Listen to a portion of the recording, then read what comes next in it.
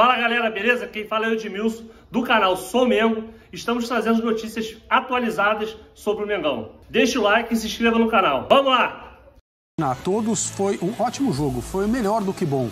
E o Cruzeiro, apesar de fora de casa não ter uma campanha que empolga o seu torcedor, fez uma atuação das melhores nos tempos recentes contra um dos melhores times do campeonato. É esse o nosso assunto. O líder Flamengo com 27 pontos. O Cruzeiro ficou um pouco parado ali, mas como disse o André, foi uma ótima performance da Raposa.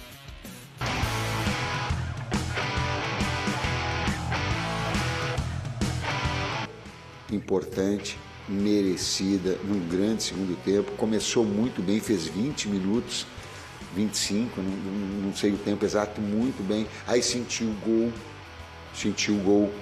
Aí falei no intervalo de calma, maturidade, no sentido de um processo todo, inclusive de consciência nossa, dos nossos conceitos, das nossas ideias.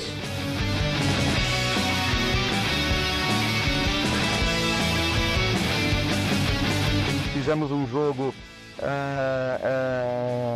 de imposição e de troca de domínio com o Flamengo. Acho que batemos de frente jogando na casa deles e tivemos mais oportunidades, na verdade. Tivemos mais oportunidades no segundo tempo do que o próprio Flamengo. O que nós temos que fazer é aprofundar essa ideia, continuar trabalhando nesse sentido para que nós consigamos desenvolver uma forma de jogar que ela se torne tão sólida que ela vai servir para a gente se impor dentro de casa e também ser eficaz fora.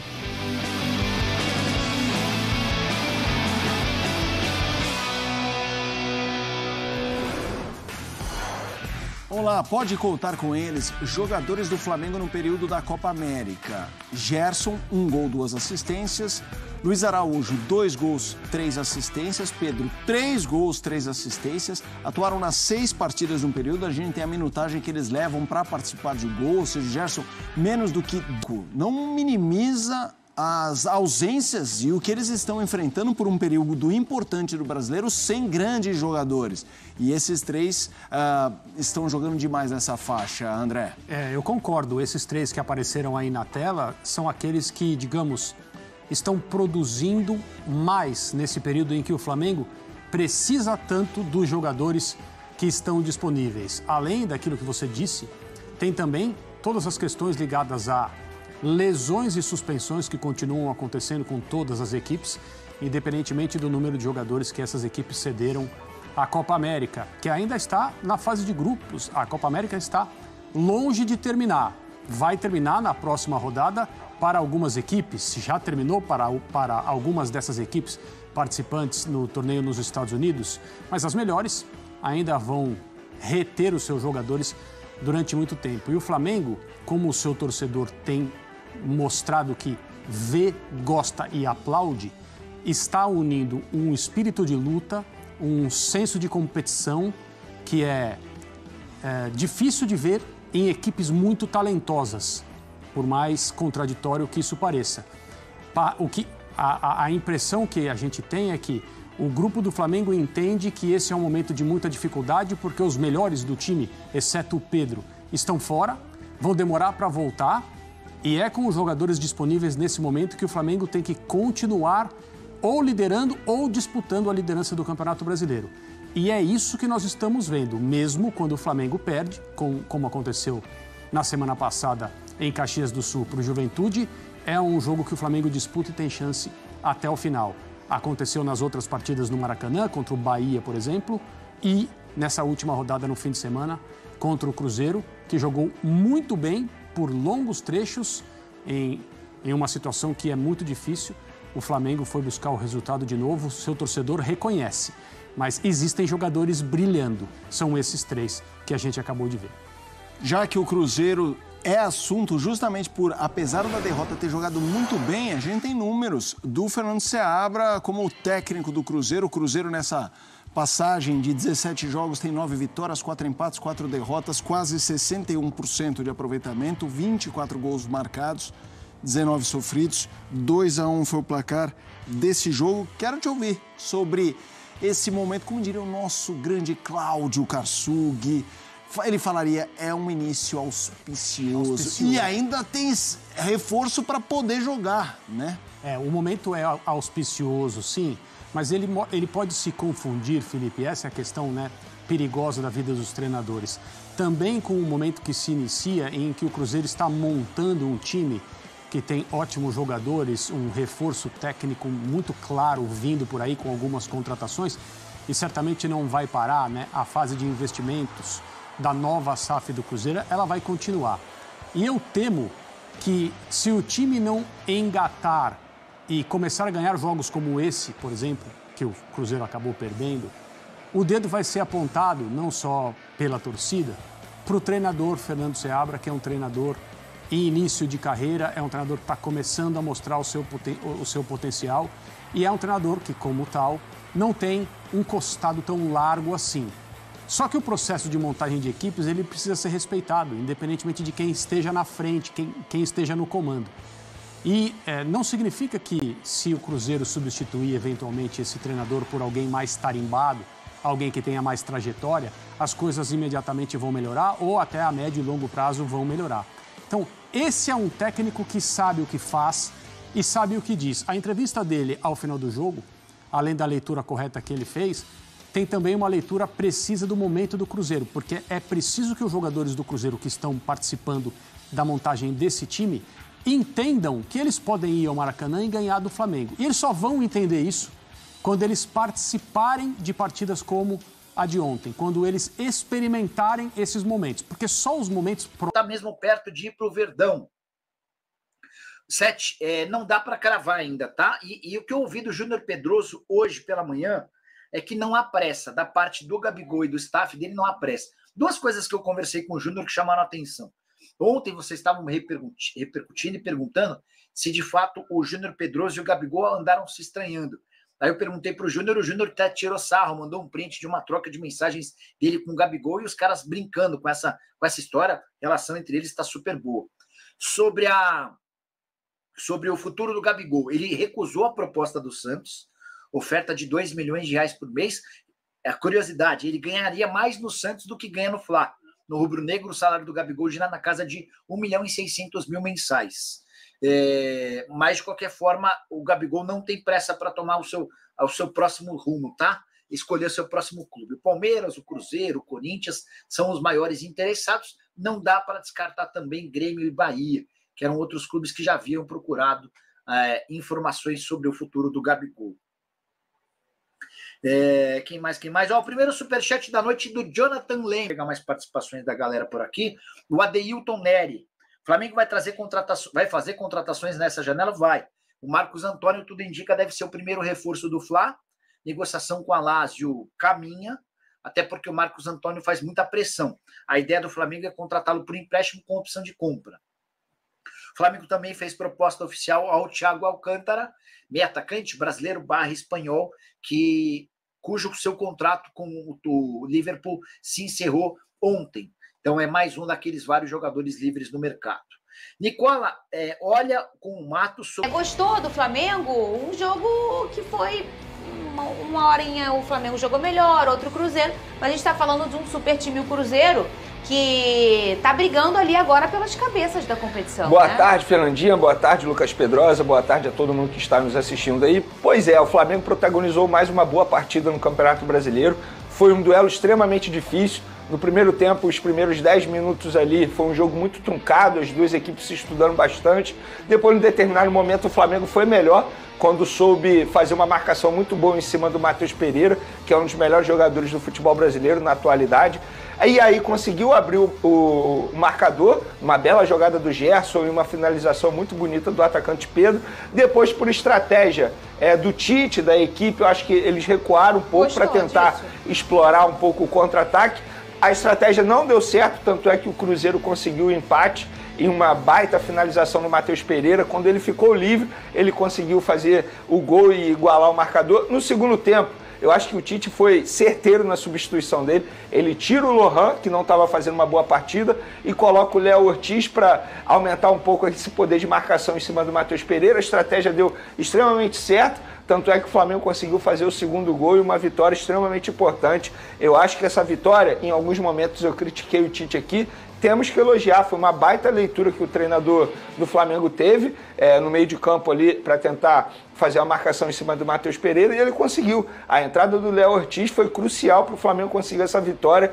Repito, uma vitória muito importante. Novamente o Flamengo vencendo uma batalha durante essa guerra que está sendo a Copa América, tendo em vista que o Flamengo está muito desfalcado por conta das convocações e também contusões, porque o Flamengo tem jogadores contundidos no momento, como é o caso do Everton Cebolinha. Então, novamente, o Flamengo, em cima de muitas dificuldades, conseguiu fazer um bom jogo, venceu um adversário extremamente difícil e continua ali na liderança. Durante esse período aí, querendo ou não, já são 15 pontos conquistados de 18 possíveis. É uma campanha muito boa do Flamengo, mesmo com a ausência da cavalaria, e a tendência é que melhore. Exatamente. Então a tendência é que melhore no retorno dos jogadores, mas ainda falta muito para eles retornarem. A gente está falando, é claro que muda muito o Flamengo sem seus principais jogadores, mas a gente está falando de um time que tem elenco, né, Pedrosa? E mais do que isso, legal ali o toque do Vene em relação ao retoque do Tite. Ele entendeu que a escolha dele não deu tão certo e ele vai lá e muda novamente. Você deixar um Cruzeiro gostar de um jogo é extremamente perigoso, né? Sem dúvida alguma. O Cruzeiro é muito bem treinado e eu acho que talvez na maior parte da partida o Cruzeiro teve um controle maior na posse de bola. O Flamengo ele foi muito efetivo por essa qualidade técnica, porque hoje você tem dois jogadores que conseguiram assumir a responsabilidade do Flamengo e colocar essa fase difícil do Flamengo no bolso, que se chamam Gerson e Pedro. São dois jogadores espetaculares de nível de seleção brasileira, de nível europeu. O passe que o Gerson deu, guardado as devidas proporções, me lembrou o Ozil. O Ozil tem uma característica que ele pisa na bola e o passe sai picado e acaba matando a zaga do Cruzeiro naquele momento, porque ninguém esperava que o Gerson ia fazer aquilo. Aquilo ali é coisa de jogador diferenciado. E o Pedro, mais uma vez, mostra porque, no momento, ele é o atual melhor 9 do Brasil, é um cara extremamente decisivo. E o Tite, cara, ele foi muito inteligente nessas mexidas, porque a gente tem que lembrar, cara, o Tite, ele conhece tanto de futebol brasileiro, com elencos piores do que o do Flamengo, ele já foi campeão brasileiro.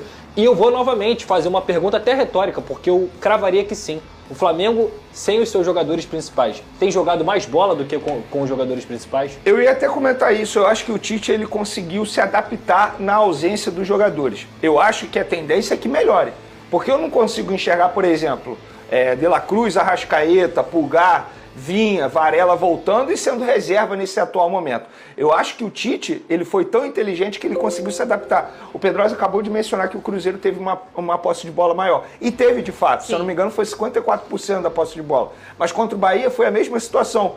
Eu acho que o Tite ele entendeu o seguinte, eu vou me adaptar. Eu vou dar a posse de bola para o adversário, na medida do possível, e vou conseguir fazer o jogo que eu possa fazer com a matéria-prima que eu tenho à disposição no momento. Sabe o que eu acho? Eu acho que talvez esse momento de eu preciso me reinventar fez com que o Tite se reinventasse e talvez gatilhasse ou se permitisse uma flexibilidade que vocês tanto cobravam aqui. Às vezes eu acho que o Tite tem que ser um pouco mais flexível e tudo mais. Talvez esse momento fez ele falar, agora eu preciso. E pode ser que seja um presente pro restante da temporada, nessa postura do time. Eu vou além, Fernanda. Eu acho que a torcida do Flamengo, ela cobra tanto espetáculo do time, que quando os jogadores estavam aqui, se cobrava não só vencer, mas também espetáculo. A partir do momento que eles foram para a Copa América, pelo mérito deles, o Tite ganhou uma barrinha extra de paciência da torcida de rapaziada. Eu tenho que fazer de tudo aqui pra gente vencer. Então, como vai ser? Desculpa, não importa tanto. Mas a gente vai vencer. Só que eu vou além, eu acho que o Flamengo joga bola. O Flamengo tem feito bons jogos. Eu também então, acho que isso é muito importante. E só pra finalizar meu comentário, vocês estão vaiando um moleque de 17 anos. Uma parte da torcida vaiou o Lohan. O Rossi até reclamou sobre isso. Isso é um completo absurdo. Isso é um completo absurdo. Vocês estão queimando o moleque que está se dedicando, que não se esconde do jogo, pode jogar mal, pode jogar bem, mas tem 17 anos e é uma joia do Flamengo. Então, por favor, paciência com o garoto. O Big Boy lembrou do Palmeiras, que tem um monte de moleque sendo vendido, mas acontece que as torcidas do Rio não têm paciência, tirando uma, a do Fluminense. A torcida do Fluminense é uma torcida mais paciente com os meninos e por isso que uma hora, cada hora a gente vê os viveu um momento ruim com a camisa do Palmeiras e hoje é um dos principais jogadores da seleção brasileira. Só para finalizar, eu acho que a ausência dos principais jogadores do Flamengo deu a possibilidade do Tite, por exemplo, um Lohan, que está se destacando, porque se os outros tivessem à disposição, o Lohan teria poucas oportunidades. A gente pode ver um Léo Ortiz extremamente versátil, jogando como volante, como ninguém imaginaria que pudesse acontecer. A gente está vendo um Wesley voltando a jogar bola, como a torcida do Flamengo espera, e novamente ele fez uma baita partida. Eu acho que, nesse momento, só o Ayrton Lucas não está sabendo aproveitar a oportunidade dele. E já tem um tempo em que não vive uma boa fase. Exatamente. O Ayrton, desde que foi para a seleção. Olha aqui a tabela. Flamengo é o líder. Como é que fala? Eu quero que você fale. Segue o líder, mas pés no chão, uma Pedrosa. batalha vencida durante a guerra. É isso, humildade. Olha aqui, ó, o Flamengo em primeiro com 27, o meu Fogão com 24 pontos em segundo, o Bahia com 24 em terceiro também e o Palmeiras com 23 pontos. Inclusive, hoje é dia de dar uma de lugar. Gabigol, né? E vestir a camisa do Corinthians. Do Corinthians, contra né? o Palmeiras. 8h30. Tem Palmeiras e Alô, Corinthians. Gabigol, hoje pode botar a camisa do Timão, pô. Tô errado, Pedro? Tá errado, sou Palmeiras. Sou Palmeiras. Ó, botar a camisa do Timão e falar o seguinte, a foto é fake. União Sinistra. Isso é uma informação do Globo Esporte? Isso é sério? É? Tá chegando no Fluminense? É sério isso? Xiii, agora cai mesmo. João, até quando o Palmeiras vai jogar por último nas rodadas do Brasileirão? O pessoal está reclamando muito disso, né? Que o Palmeiras joga depois do Flamengo e tal. Não sei, cara, não sei. Mas o importante, jogar antes, jogar depois, é cada um fazer a sua parte. Não adianta jogar depois e não vencer. Ah, é uma vantagem, porque já sabe o resultado? É. Mas eu não sei, confesso que não fico observando. Ah, o Flamengo joga primeiro que o Palmeiras. Não sei. Na próxima rodada, deixa eu ver aqui a próxima rodada do Campeonato Brasileiro, se o Palmeiras vai jogar depois do Flamengo. Eu sei que o Flamengo joga em Minas com o Atlético e o Palmeiras jogará com o Grêmio lá em Porto Alegre. Deixa eu ver aqui. Rodada 14. Flamengo joga quarta. Ih, rapaz, Palmeiras joga quinta.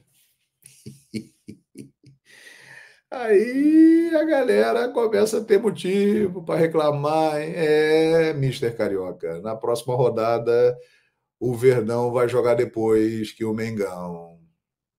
É verdade. E temos aqui mensagens. É uma festa, a galera não para. Muito obrigado a todos vocês que estão com a gente aqui curtindo, participando. Olha aqui, o integrante da Magnética, deixa eu ver se eu consigo botar ele aqui. Integrante da Magnética, R$5. Ele deu aqui um superchat. Muito obrigado, meu amigo. Está perguntando, será que o Gabigol vai parar no Palmeiras? Olha, meu amigo, não dá para descartar nada não, viu, integrante da Magnética. É possível. É possível. Dizem que o Abel Ferreira abriu as portas e a Leila acha legal. Então, é possível. Não duvido de nada. O Cruzeiro quer muito. O Cruzeiro está de olho nele. Não se surpreenda se ele parar no Cruzeiro. Pedrinho vai oferecer para ele uma grana monstro para que ele vá para lá. Se ele vai agora, se ele vai no início do ano que vem, não sabemos. Esse foi o vídeo, se inscreva no canal, deixe o like, essas são as notícias mais atualizadas do Mengão. Valeu e até o próximo vídeo!